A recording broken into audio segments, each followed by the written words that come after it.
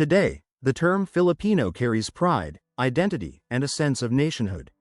It's on passports, currencies, monuments, and mines. But rewind 300 years, and the word didn't mean what it does today. In fact, if you were one of the native inhabitants of the Philippine Islands during the Spanish colonial period, you wouldn't have been called a Filipino at all. Filipino was originally a term reserved exclusively for Spaniards born in the Philippines, children of full-blooded Spaniards, born not in Europe but in the colony.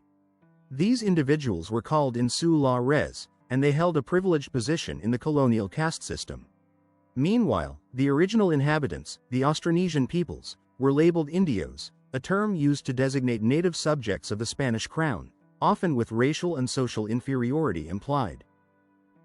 This isn't conspiracy, it's documented history. In this episode, we trace the evolution of the word Filipino, from an exclusive colonial title to a reclaimed symbol of national identity. It's a story of power, race, and reclamation. And it might change how you see that word on your ID card forever.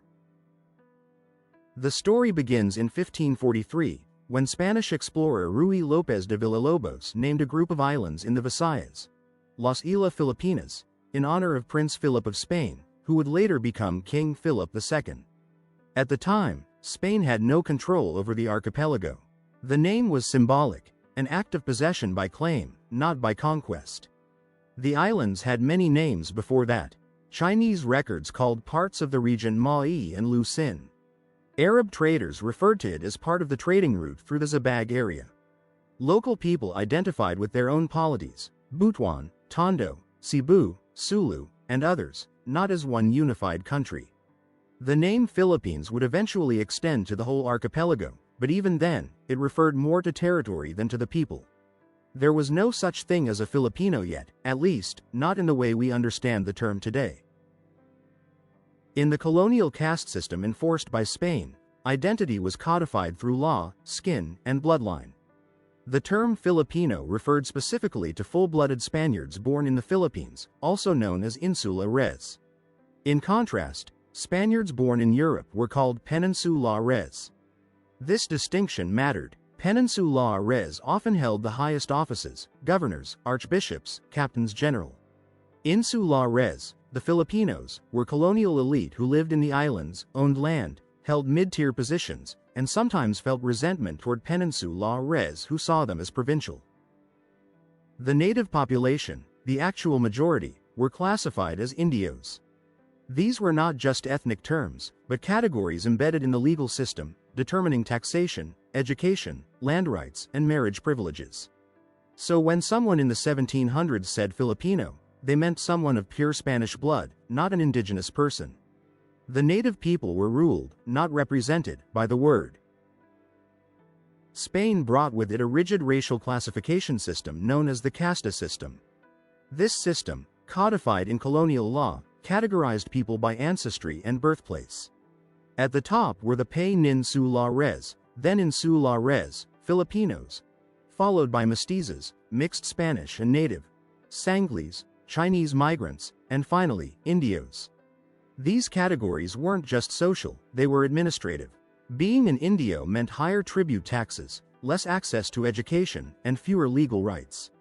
Filipinos, meaning Insula res, had greater access to schooling, the clergy, and even the legal system. They could also own land and enslave Indios under the encomienda system.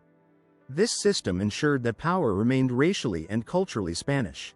The term Filipino didn't imply shared nationhood, it reinforced separation. Only in the 19th century would this begin to shift.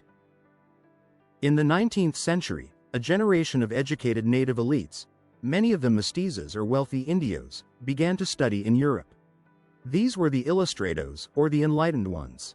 Figures like José Rizal, Marcelo H. del Pilar, Graciano López Haina, and Antonio Luna were exposed to ideas of liberalism, equality, and nationalism. They began to redefine what it meant to be Filipino. In their writings, Filipino no longer referred just to Spaniards born in the colony. It began to mean anyone born in the Philippines, especially those who demanded equality, dignity, and political reform. This was radical. It was a reclamation of language. Rizal's use of Filipino in La Solidaridad was political. It challenged centuries of exclusion and colonial logic. And by the time the revolution broke out in 1896, the term had become a badge of defiance. It didn't erase the old meaning overnight, but it planted the seed of a new, national identity. The Philippine Revolution of 1896 marked a turning point. Led by figures like Andrés Bonifacio, Emilio Aguinaldo, and Gregoria de Jesus, the revolutionaries no longer accepted the term Indio.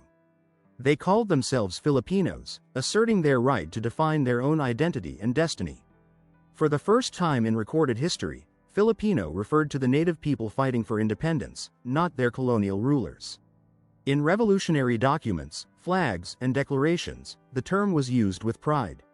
In 1899, when the First Philippine Republic was proclaimed in Malolos, the term Filipino was formalized to mean the citizens of the new nation, regardless of race or ancestry. It was an act of linguistic revolution as much as a political one. The term once used to separate native from Spaniard had been flipped. The colonized had seized the label and made it their own. After Spain ceded the Philippines to the United States in 1898, the Americans adopted the term Filipino to refer to all inhabitants of the islands. The Philippine Commission, the 1902 Philippine Organic Act, and other documents formalized the term in government usage. Yet under American colonialism, Filipino still had contradictions. Filipinos were U.S. nationals, but not U.S. citizens. They had schools and elections, but not full sovereignty. The label persisted, but its meaning was again shaped by outside forces. It wasn't until July 4, 1946, that the Republic of the Philippines became fully independent. From then on, the term Filipino came to mean what it does today: a legal citizen of the Philippines, regardless of ancestry, ethnicity, or social class. And yet, the word still carries echoes of its colonial past, a reminder that identity is never static. It is fought for, claimed, and redefined with every generation. The word Filipino is more than a name. It is a record of transformation. Once used to exclude, it was redefined to unite. Once a term of colonial privilege, it became a symbol of national struggle and self-definition. For over 300 years, the majority of the people in the islands were not even allowed to use the name. But they took it anyway, not as a gift, but as a claim. They reshaped it, redefined it, and turned it into a banner under which they would fight for freedom, dignity, and identity. It's important to understand where words come from, not to shame their origins, but to appreciate how much has changed. When someone says they're Filipino today, they're not echoing empire. They're honoring generations who refused to be erased. And that's the truth.